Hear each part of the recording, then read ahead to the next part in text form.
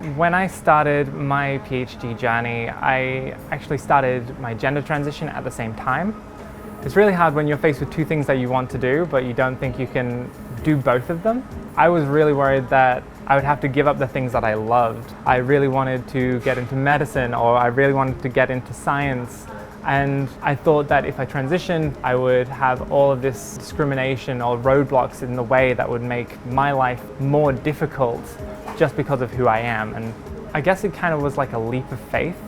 And so when I decided to start transitioning, I told my supervisor, I'm going to gender transition, is this okay? And I couldn't have gotten a better response. She was excited for me, and she's been a supportive figure the entire time. This institute grid, the great people I've been able to work with and interact with, I feel like I belong here more. Because I was so supported, I was able to bring this part of me to the front rather than keeping it buried and out of sight, which allowed me to work harder on the things that actually mattered to me, which was my science.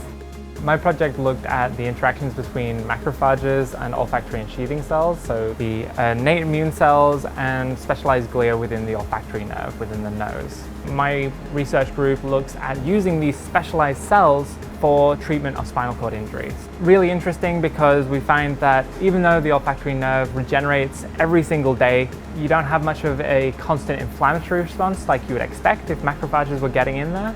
So the fact that OECs are secreting this product that allows them to repel macrophages from the region means that OECs can take over that role to clear up the debris and aid in that repair process.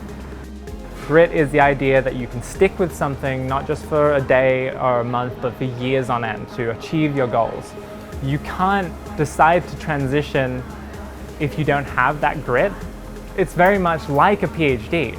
You have to be able to stick with it for years in order to get the good quality results, but it's all worth it at the end. And because I've transitioned, because I'm transgender, I feel like it's made me more resilient, because what I apply every single day of my life in my personal life, I can easily apply that to my working life.